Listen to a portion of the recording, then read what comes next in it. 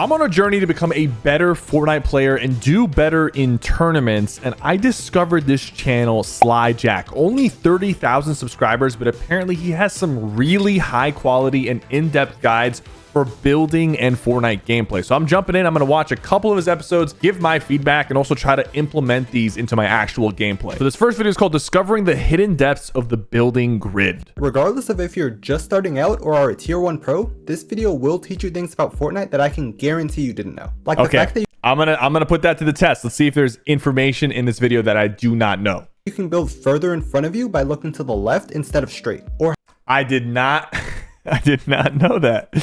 Wait, to the left instead of straight? I thought you had to look up. That's interesting. Okay, already 10 seconds in, I'm already getting fed knowledge. That's great. That's a great sign. How cones and stairs, even when edited into the exact same shape, still behave completely differently. But in order to understand why these things happen, you must have a deeper understanding of how the building grid works. Even though there are 4 building pieces, there are only 3 slots where builds can be placed. By the way, this is actually, like, the editing on this is kind of crazy. Floors along one axis, walls along the other 2 axes, and either a cone or stair can go between the axes. But every time you build, Fortnite actually has to do a lot of guesswork to try and figure out where you want to place your build and in which orientation. The orientation is actually super simple. It completely ignores your position, where you're trying to build at, whether there are other builds in the way, and everything else. The only thing that determines the orientation of your builds is the compass. It's quite simply, if you're looking north, it will place facing north. But as soon as you cross the 45 degrees, it places facing east. Interesting. Same thing at 135, 225, and 315. And the compass isn't visible in creative, but it's working the same way regardless.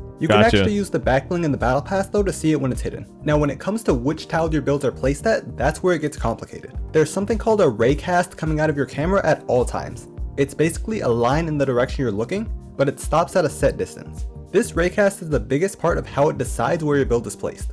First, whichever build slot is closest to the endpoint of the raycast is where the build will place. Gotcha. Seems simple enough, but because Fortnite is third person and the camera is to the right of your character, the geometry works out that looking to the left allows you to build further away than looking straight forward. No one ever talks about this concept, even though they may utilize— that's so important to know. That is actually so important to know. What? Always place the left wall before the right one.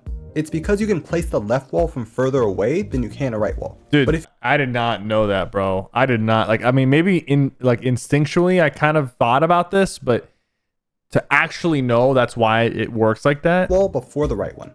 It's because you can place the left wall from further away. Am I a bot for not knowing this? Than a right wall. But if you ask players why they do this, very few players can actually tell you. They'll say it just feels better, which isn't wrong, but knowing why this happens allows you to use it in other scenarios as well. Like in mini build fights where you and an opponent are racing to get control of this build piece. If instead of looking forward, you look more left, you can get the piece control from further. This guy, oh my god, hold up, bro. I'm about to transform into a demon, bro. Away and before the opponent does. Or if you want to be able to pre-box either side of an opponent's box, you shouldn't stand right in the center. You should stand to the right side. You can build much further to the left, so if you stand in the middle, you won't be able to reach the right side from where you're standing. Bro, so the left and right, that's so, dude. What? Bro, what? I'm going to be thinking about this every time I play now. I need to make sure that this is like in my head because you don't think about these little things. The next thing to know is if the raycast is colliding with another build, it reacts completely differently than if the raycast doesn't collide with anything. Yep. Once it collides with another build, then it only cares about where the raycast hits on that build. It's easier explained with this example. When I hold up my cone here, the raycast ends such that the build will be placed on top of the wall. But once there's a stair over me, now all that matters is whether I'm looking at the top or bottom half of the stair. If I look at the bottom half, nothing happens because it's trying to place on a tile that already has a stair. Here's another example using my favorite build, the U-ramp. When someone ramps over you normally, you just have to look above the halfway point on the ramp, which is here, and you're able to place a cone and floor above the ramp. And by the way, there's a lot of times where someone ramps over me and I look up to place a cone and I don't get to place the cone for some reason. So I'm going to see what's going on. When U-ramps over you, you can't do the same thing. Because the halfway point on the U-ramp is just above the flat part, you can only build on top of it when looking at this part of it. But instead, you can look at the top half of a wall in front of you and accomplish the same thing. This mechanic is also why you can look straight down to place a wall in front of you when it's placing too far away. As soon as the raycast starts colliding with the floor you're standing on, it will place directly in front of you. The last step in determining where your build will ultimately place is what I like to call magnets, and it's pretty simple. If after all the other steps, the build would have nothing to connect to, Fortnite tries to move it up or down one tile to something it can connect. That makes sense. As you can imagine, this has many uses, but the most common is connecting the second height or any build below you. Yeah. Normally you can't build that far down, but if there's nothing else to connect to, Fortnite will try to move the wall one extra tile down, allowing you to connect from further away.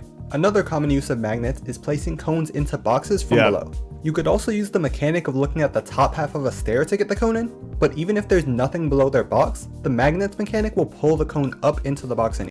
I knew of this, but I don't actually use this like when I'm playing. I should probably start using this more because putting a cone in someone's box can really limit their mobility. Next, it's important to know the difference between the two pieces that occupy the same space, stairs and cones, because a lot of people think that this pre-edited cone would function the same way as a stair. Okay, but this is it doesn't interesting. in many situations. Let's see. Yes, they have the same health, same basic shape, but for one, cones and stairs have different connection points. Think of connection points as the points the raycast use to figure out where is the closest. The connection point of a build is usually in the middle, but the connection point of a build doesn't change when you edit it. So the cone that's pre-edited into a stair has a lower connection point than a normal stair. This makes it so that you can build these cone stairs higher up than you can normal stairs, but you also can't build them as far down.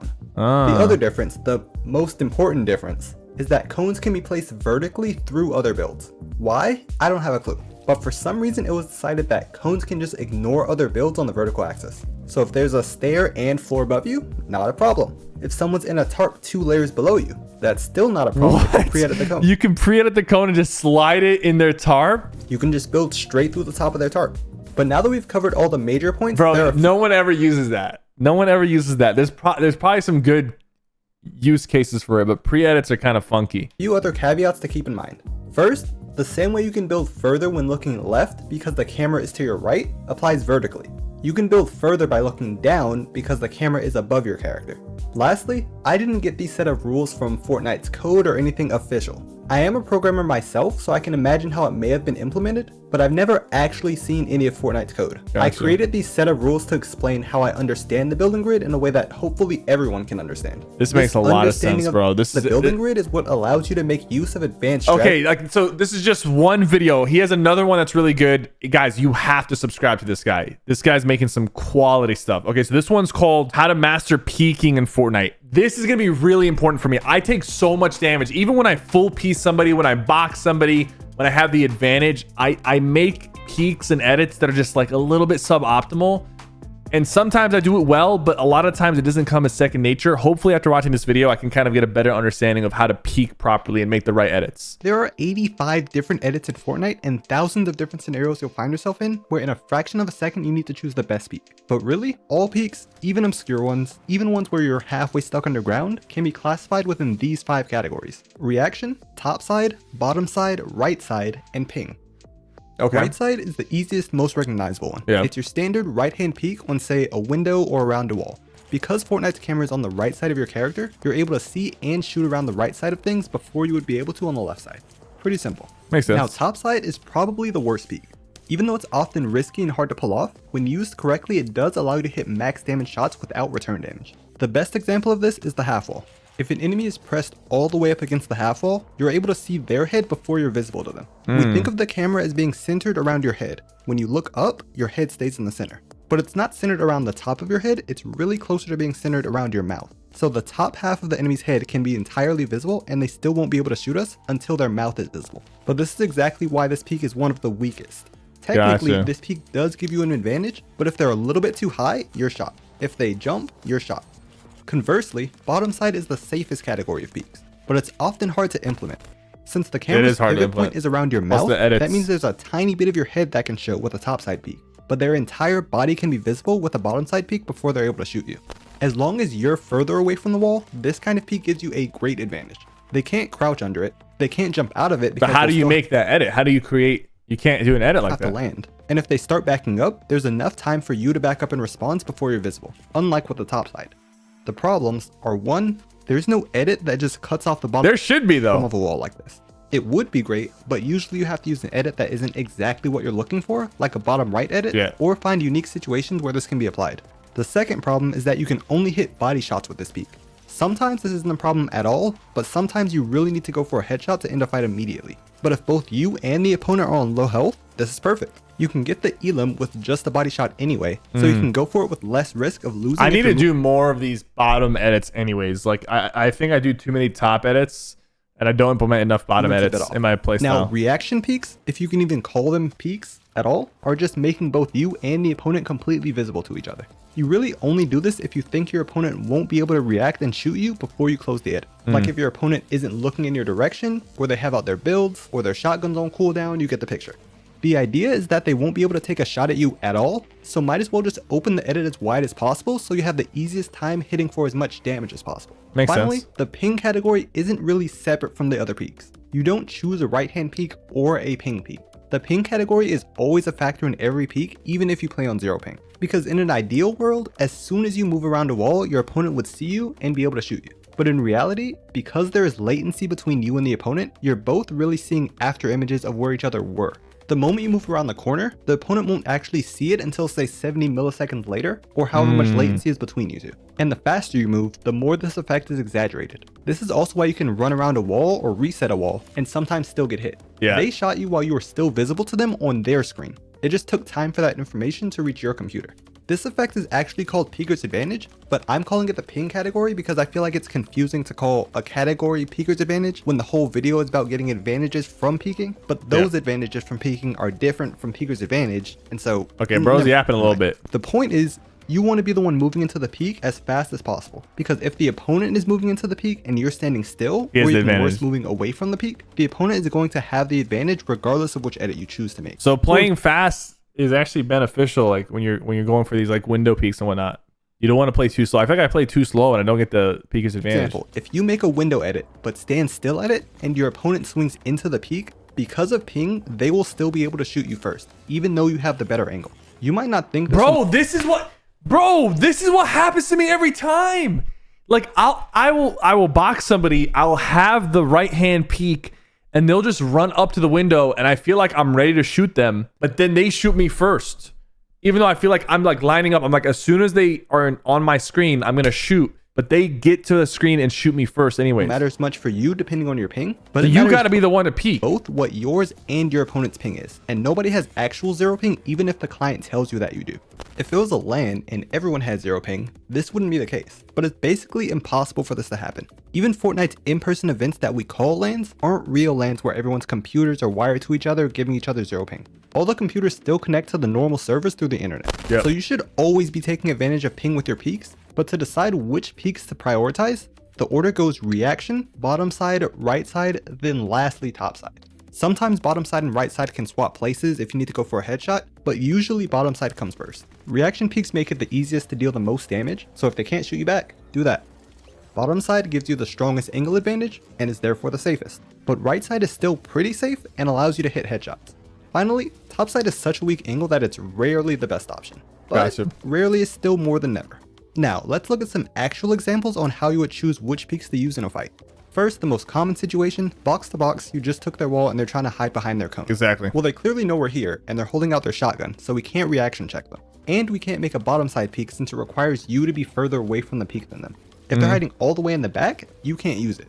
So that leaves us with the right side peek. And the wall edits that have a right side peek are windows, bottom right, top right, a 4-tile edit, and a left wall, and a half left wall. Look, I'm running out of names here, okay? If anybody can come up with something better, let me know. But anyway, against most of these edits, the opponent can still hide behind their cone. Windows, they can hide. Bottom right, still nope. The only ones that give you an angle are the top right and the left wall. But the left wall has so little health that the enemy can just shoot it with any shotgun to break the wall and take it back. So that's why the top right edit is usually used here. Everyone knows that's the edit they use in this situation, but it's important to know how you arrive at that conclusion. Now we can apply that to progressively more complex situations, like this one. Same situation, except they're at the front, moving left to right. And let's say you have traded damage once already, you hit them for 100 and they hit you for 50. Actually pause and think about what you would do here. I would do a bottom right edit and shoot them in the feet. But I would time it a little bit to where when they're on the left side, I would do it. Well, again, they're ready to shoot. We can't reaction check them, so we look at bottom side edits. This time we can use bottom side because they're close to the wall. Now the only bottom side edits are bottom right and bottom left. And yes, the bottom right edit is both a bottom side and a right side peak. Some edits can be in multiple categories depending on how you're using them. But here, both bottom right and bottom left work as long as you're opening the side opposite of where they are and moving into the peak. All right, if so they're on your left, do the bottom right edit Yeah. and swing right. If they're on your right, do the opposite. Okay, now here's the last one. This one actually happened to me in game, and I'm letting you know it's tricky. You're really gonna have to think outside the box for this one.